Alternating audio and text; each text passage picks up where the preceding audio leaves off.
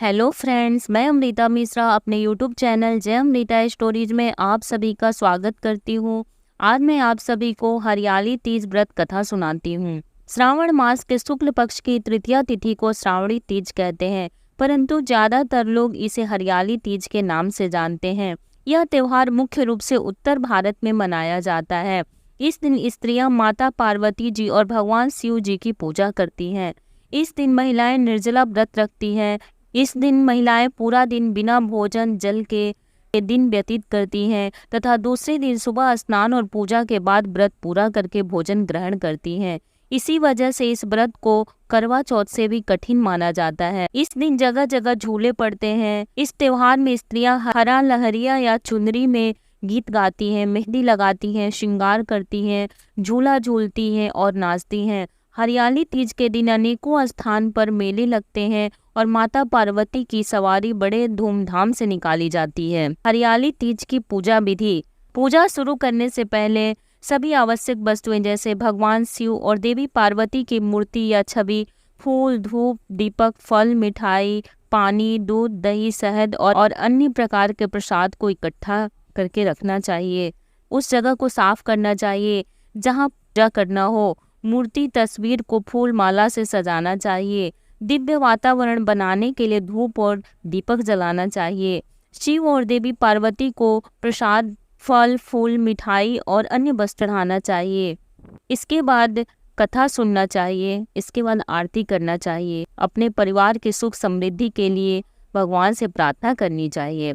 हरियाली तीज के दिन सुबह सुबह महिलाएं व्रत रखने का संकल्प लेती हैं। इससे अच्छे से उपवास हो जाए, इसके लिए भगवान से आशीर्वाद मांगती हैं। हरियाली तीज की व्रत कथा। शिव जी ने पार्वती जी को उनके पूर्व जन्म का स्मरण कराने के लिए तीज की कथा सुनाई थी। शिव जी कहते हैं, हे पार्वती, तुमने हिमालय पर मुझे वर के रूप में पाने के लिए घोर तप किया था। अन्न जल त्याग, पत्ते खाएं, सर्दी गर्मी बरसात में कष्ट सहे।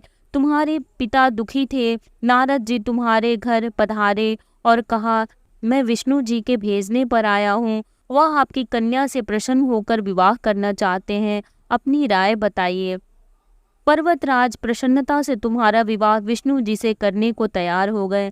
नारद जी ने विष्णु जी को यह शुभ समाचार सुना दिया, पर जब तुम्हें पता चला तो बड़ा दुख हुआ। तुम मुझे मन से अपना पति मान चुकी थी। तुमने अपने मन की बात सहेली को बताई। सहेली ने तुम्हें एक ऐसे घने वन में छुपा दिया जहाँ तुम्हारे पिता नहीं पहुँच सकते थे। वहाँ तुम तप करने लगी। तुम्हारे लुप्त होने से पिता चिंतित होकर सोचने लगे, यदि इस बीच विष्णु बारात लेकर आ गए तो क्या होगा। शिव जी ने आगे पार्वती जी से कहा, तुम्हारे पिता ने तुम्हारी खोज में धरती पाताल एक कर दिया, पर तुम न मिली। तुम गुफा में रेत से शिवलिंग बनाकर मेरी आराधना में लीन थी। प्रसन्न होकर मैंने मनोकामना पूरी करने का वचन दिया। तुम्हारे पिता खोजते हुए गुफा तक पहुँचे। तुमने बताया कि अधिकांश जीवन शिव जी के पति रूप में पाने के लिए तप में बिताया है। आज तप सफल रहा। शिव जी ने मेरा वरण कर लिया। मैं आपके साथ एक ही शर्त पर घर चलूंगी, यदि आप मेरा विवाह शिव जी से करने को राजी होंगे। पर्वतराज मान गए। बाद में विधि विधान के साथ हमारा विवाह किया। हे पार्वती, तुमने जो कठोर व्रत किया था उसी के फलस्वरूप हमारा विवाह हो सका।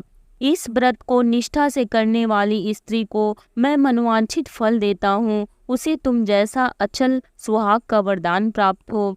ओम नमः शिवाय। फ्रेंड्स, यदि ये कथा आपको अच्छी लगे तो आप लाइक कर दीजिए, शेयर कर दीजिए, कमेंट में हर हर महादेव जरूर लिख दीजिए और मेरे चैनल को सब्सक्राइब कर दीजिए। बेल नोटिफिकेशन को प्रेस कर दीजिए ताकि जब भी मैं कोई नई वीडियो अपलोड करूं उसकी नोटिफिकेशन सबसे पहले आपको मिले। हर हर महादेव।